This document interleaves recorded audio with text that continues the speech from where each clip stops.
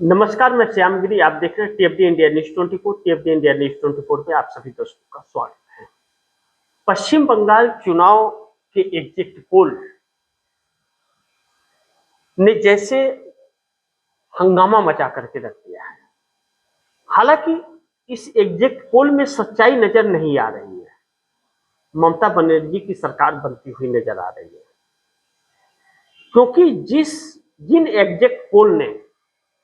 Exit poll किया है, भाजपा को जिताया जरूर है उसमें, लेकिन ममता बनर्जी को सत्ता के नजदीक रखा है।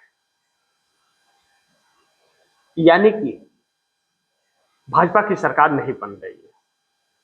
अब कहा जाएगा कि जो सीटें जिस तरह से एग्जिट पोल में दिखाई जा रही है, और इस एग्जिट पोल का तो फिर क्या मतलब, क्योंकि पश्चिम बंगाल के अंदर भारतीय जनता पार्टी को 146 से लेकर के 161 तक दिया जा रहा है, और एक एग्जिट पोल 208 दे रहा है, और टीएमसी को एक एग्जिट पोल 177 से 187 दिखा रहा है। बड़ी महत्वपूर्ण यह है कि सरकार टीएमसी की ही बन रही है, क्योंकि इस मैं आप दर्शकों को उदाहरण देने जा रहा हूं। आप दर्शक ध्यान से समझिए इसे, कि जो मैट्रिज ने कहा कि टीएमसी 125 से 140 आ रही है और भाजपा 146 से 161 आ रही है, पोल डायरी ने कहा कि टीएमसी 125 से 140, मतलब 140 से ऊपर नहीं दे रहा है भारतीय जनता कोई इसको टीएमसी को। यह सब कुछ भारतीय जनता पार्टी के दफ्तर से लिख करके गया हुआ है। भाजपा दफ्तर से ही यह सारी चीजें लिख करके गई हुई है, और जबकि भाजपा को 146 से कम कोई नहीं दे रहा है। अब प्रजा पोल ने तो पूरे प्रजा का वोट भाजपा को ही दे दिया, 208 सीटें दे दी। तो चाटुकारिता भी करो तो दिल से करो, कहते हैं। तो चाटुकारिता जम के हुई है। यह सब कुछ भारतीय जनता पार्टी के दफ्तर से स्क्रिप्टेड था, लेकिन अब पश्चिम बंगाल में नई चाल चली जा रही है। इन सब के बावजूद 4 मई को भारतीय जनता पार्टी की सरकार बनती नजर नहीं आ रही है। इसका उदाहरण है कि 77 बूथों पर पश्चिम बंगाल में भारतीय जनता पार्टी ने चुनाव आयोग को नोटिस दिया है कि दोबारा चुनाव कराया जाए।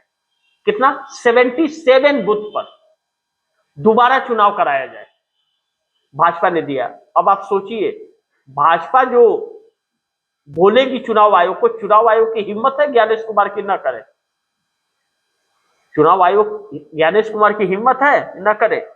इसका मतलब 77 बूथों पर होगा, और सीआरपीएफ पैरामिलिट्री फोर्स को पश्चिम बंगाल में रोक दिया गया है।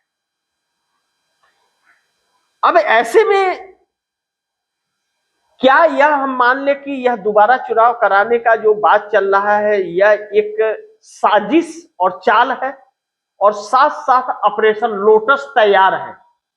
कहा जा रहा है कि ममता बनर्जी के तकरीबन 50 विधायक टूट करके भारतीय जनता पार्टी में आ जाएंगे। यह संभव तो नहीं लगता, लेकिन ऐसे वक्त में operation lotus Bharatiya Janata party को चलाना, ऑपरेशन लोटस का मतलब इसका होता है कि ईडी, सीबीआई, इनकम टैक्स सब कुछ सब घोड़े छोड़ दो और पैरामिलिट्री फोर्स दरवाजे पे खड़ा कर दो। इसका चले तो लड़ाकू विमान वहां पे उतार दे, भाजपा का चले तो, अमित शाह का तो। अब ऐसे में डर यह इस बात का है कि कहीं ऐसा ना हो कि पश्चिम बंगाल मणिपुर बन जाए, और ऐसा अगर हुआ तो इस देश में जो बाकी के राज्यों को संदेश जाएगा, उसका दो ही मतलब होगा, या तो विपक्ष पूरी तरह से खत्म हो जाएगा, या तो भारतीय जनता पार्टी हमेशा के लिए गायब हो जाएगी। इन दो में एक होगा फिर, क्योंकि फिर विपक्ष के सामने इनको भगाने के अलावा कोई रास्ता नहीं बचेगा, और इनके पास भागने के अलावा कोई रास्ता नहीं बचेगा। अब ऐसे में पश्चिम बंगाल अभी भी भारतीय जनता पार्टी के हाथ में नहीं आया है। एग्जैक्ट पोल को सही करने के लिए अब दोबारा इन्हें चुनाव कराना पड़ेगा, तो 77 बूथ पर फिर से दोबारा चुनाव कराने की बात चल रही है और यह भारतीय जनता पार्टी कराना चाहती है। टीएमसी होती तो यह चर्चा भी नहीं होता। दूसरी चीज, केरल के अंदर कांग्रेस की सरकार बन रही है और भारतीय जनता पार्टी जीरो पर खत्म हुई है। भारतीय जनता पार्टी आउट हो गई है एक तरह से। भारतीय जनता पार्टी का वजूद केरल के अंदर पहले भी नहीं था, अब भी नहीं है। लेकिन निकाय चुनाव में केरल में कुछ जगहों पर भारतीय जनता पार्टी बाजी मार ले गई, तो भारतीय जनता पार्टी ने सोचा कि चुनाव आयोग की मदद से सरकार बना लेंगे, लेकिन केरल के अंदर यह संभव नहीं हो पाया। अब जब केरल के अंदर संभव नहीं हो पाया, तो भारतीय जनता पार्टी जो हर साम दंड भेदभाव अपनाती है, भारतीय जनता पार्टी गठबंधन 0 से 3 सीटें लाती हुई नजर आ रही है। कोई 3 से 5 कह रहा है, कोई 0 से 3 कह रहा है। एक्सिस माई इंडिया कहता है 0 से 3 और पीपल्स पल्स कहता है कि 0 से 3। एक्सिस माई इंडिया इन्हीं की गुलामी की राह पर चलता है। एक्सिस माई इंडिया ही भारतीय जनता पार्टी को 400 दे रहा था, 350 के पार 400 दे रहा था, 240 पे यह लोग आ गए। और पीपल पल्स भी कहता है कि 0.3। लेकिन जो एलडीएफ लेफ्ट है, लेफ्ट को 60 से 65 सीटें मिल रही हैं मैट्रिक्स के द्वारा और जेबीसी के द्वारा 52 से 61 सीटें मिल रही हैं, जबकि 140 की असेंबली है। 71 बहुमत का आंकड़ा है, 71 सीटें बहुमत के लिए चाहिए, और जिसमें कांग्रेस का गठबंधन 70 से 75 सीटें ला रहा है मैट्रिक्स के द्वारा, और जेबीसी के द्वारा 72 से 84 सीटें ला रहा है, और एक्सिस माई इंडिया के द्वारा 78 से 90 ला रहा है।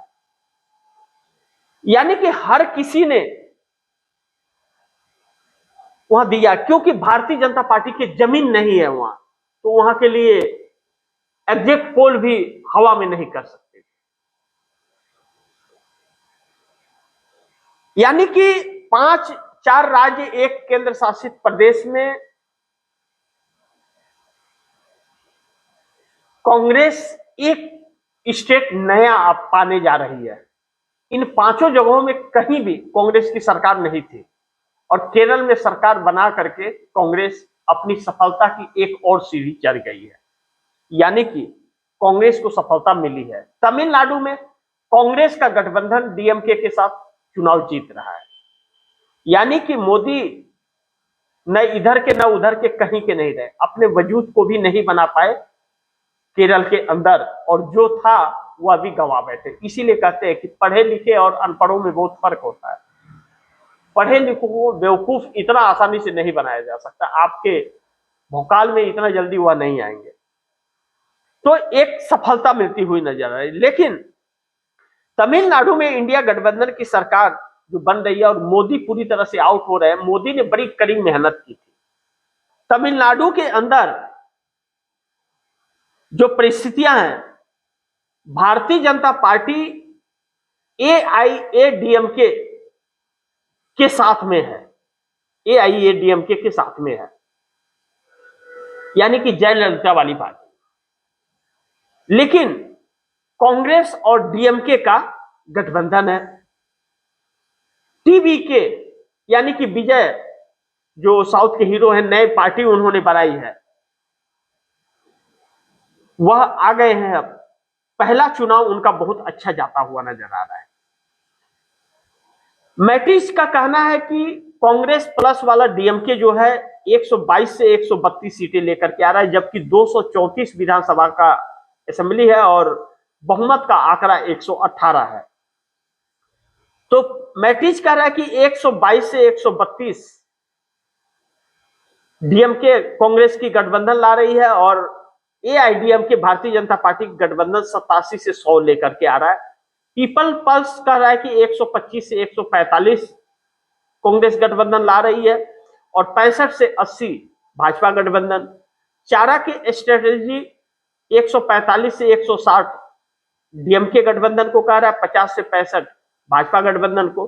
प्रजा पोल कहता है 148 से 168 कांग्रेस गठबंधन और भाजपा गठबंधन 61 से 81।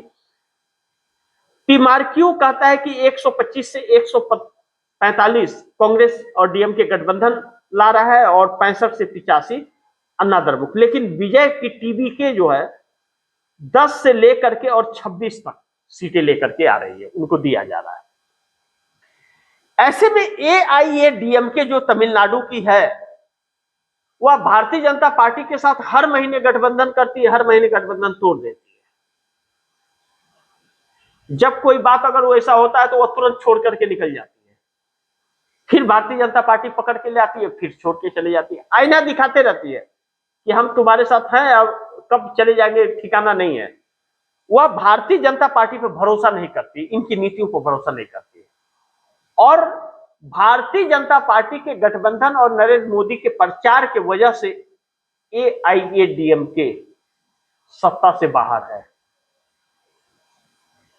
सिर्फ भाजपा के साथ रहने से।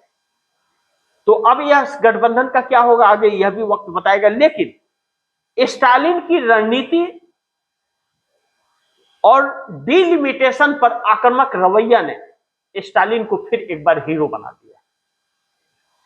कांग्रेस की भी कड़ी मेहनत रही और सत्ता हाथ में फिर से दोबारा आ गई। जो नरेंद्र मोदी के नफरत और चंद्रबाबू नायडू के लिए चुनौती है कि डिलिमिटेशन से जो साउथ को नुकसान होता, पूरे साउथ की लड़ाई जो लड़ा स्टालिन ने और पार्लियामेंट के अंदर सबको एकत्रित करके पास नहीं होने दिया बिल और भारतीय जनता पार्टी महिला आरक्षण के नाम पर पाखंड करती रही, उसका फल मिल गया है स्टालिन को। अब चंद्रबाबू नायडू के लिए चुनौती है कि अगर चंद्रबाबू नायडू ने अब भारतीय जनता पार्टी के साथ अगर ज्यादा दिन रहे तो चंद्रबाबू नायडू भी आने वाले चुनाव में साफ हो जाएंगे, जैसे एआईएडीएमके तमिलनाडु में हो रही है, भारतीय जनता पार्टी की वजह से पूरी तरह से साफ हो रही। हम हर चुनाव दर चुनाव उसका ग्राफ गिर रहा है।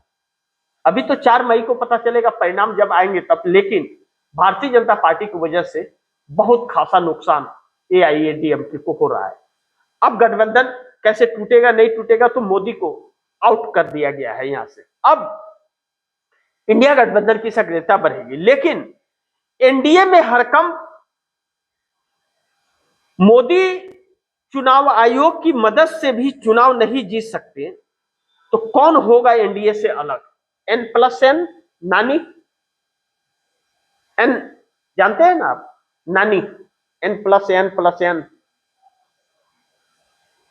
नीतीश, नायडू, नरेंद्र। तो नानी क्या नरेंद्र से अलग हो जाएंगे? क्योंकि एनडीए के अंदर जो सहयोगी दल है, इसलिए कि मोदी के नाम पर वोट मिल जाता है और चुनाव आयोग भी साथ खड़ा रहता है। वोट नहीं भी मिले तो चुनाव आयोग है देने के लिए, यह चीजें थी। और जब अब मोदी को चुनाव आयोग ही नहीं जीता पाएगा,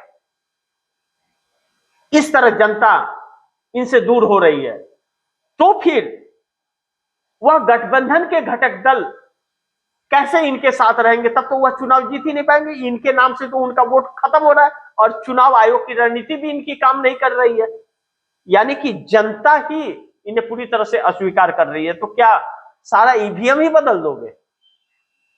तो यह एक एनडीए गठबंधन के अंदर इस बात को हरकंप लेकर के है कि अब चुनाव आयोग भी अगर नहीं जीता सकता है भारतीय जनता पार्टी को, तो इसका मतलब इनके दिन भर गए हैं। अब किस दिन बड़का वाला झटका लगेगा यह ठिकाना नहीं है। तो इसलिए एनडीए गठबंधन से नानी फैक्टर जो है N+N, वह अलग होने की एक बड़ी तैयारी में है आने वाले वक्त में। 4 मई को रिजल्ट आने के बाद बहुत कुछ तस्वीरें साफ होने वाली है और नरेंद्र मोदी की हरकतें जो बंगाल चुनाव के वक्त वाराणसी के अंदर नजर आई, वाराणसी में जनता बेकाबू है और इन्हें अगर पा जाए तो मतलब नोच डालेगी इनको। यह बात तय है कि नोच डालेगी इनको जनता। इसलिए नोच डालेगी क्योंकि इनकी स्थितियां जो हैं वह बड़ी नाजुक है। जिस दिन पश्चिम बंगाल के अंदर वोट पड़ रहा था, नरेंद्र मोदी जाकर के वाराणसी के अंदर जन आक्रोश रैली कर रहे थे। एक तो जूता पहन करके मंदिरों में घूमते हैं, बहुत बड़ा मतलब दानी या ज्ञानवीर है, या ऊपर से टपके हुए वाले जूता पहन करके सुरक्षाकर्मी बिना जूता के जाते हैं और ये जूता पहन के मेहमान हो जाते हैं। मतलब भगवान से भी बढ़ के यही हो गए। और पाखंडियों की क्या कहें, वह वहां के संत भी इनको इजाजत देते हैं जाने के लिए। दूसरी तरफ कि जिन महिलाओं को पकड़ पकड़ के लाया गया था, वह महिलाएं या तो सरकारी कर्मचारी हैं, या हॉस्पिटल में नर्स हैं, कॉलेज में पढ़ने वाली बच्चियां हैं, और वहां बेहोश हो गई। पानी नहीं है पीने के लिए, और उनको वहां से जाने भी नहीं दिया जा रहा है। यहां तक कि सिवान तक से भीड़ लेकर के आई गई थी और जन आक्रोश रैली करते हैं। नारी बंधन वाले नारियों के मौत का कारण बनते जा रहे हैं, उनके अपमान का कारण बनते जा रहे हैं। तो नरेंद्र मोदी की असलियत खुल गई है और वाराणसी की जनता दौड़ाए लेगी आने वाले वक्त में। चुनाव लड़ने गए अब इस बार तो दौड़ाएगी इनको जनता, पक्का है, और फोर्स नहीं बचा पाएगी इनको। और नरेंद्र मोदी अब वाराणसी से चुनाव लड़ने के लायक नहीं बचे हैं, क्योंकि जमानतें इनकी जब्त हो जाएगी। ऐसे में महिलाओं का आक्रोश देखने लायक है और महिलाएं बहुत ही गुस्से में से लाल हैं अब इनके लिए। फिर भी पाखंडी का पाखंड चल रहा है। देखना यह महत्वपूर्ण होगा कि क्या होता है। 4 मई का इंतजार है। 4 मई के परिणाम बहुत कुछ दर्शाने वाले हैं। बाकी यह दुनिया किधर जा रही है, किस दिशा में जा रही है, महंगाई बेकाबू हो गई और रुपया 95 के पार हो गया। 100 किस दिन पार कर जाएगा कोई ठिकाना नहीं है। और रोजगार जो लगे बचे हैं वह भी अब जाने वाले हैं। तो इंतजार कीजिए, बहुत कुछ वक्त दिखाने वाला है। बाकी आप दर्शकों की क्या राय है, क्या सुझाव है, कमेंट बॉक्स में जरूर दीजिएगा। इस खबर को ज्यादा से ज्यादा शेयर कीजिएगा, अपने दोस्तों को भी कहिएगा आगे शेयर करें। और आपने अगर टीएफडी इंडिया न्यूज़ 24 को सब्सक्राइब नहीं किया, सब्सक्राइब कर लीजिए, अपने दोस्तों को भी कहिएगा सब्सक्राइब करें। मिलते हैं अगली खबर के साथ, तब तक के लिए नमस्कार।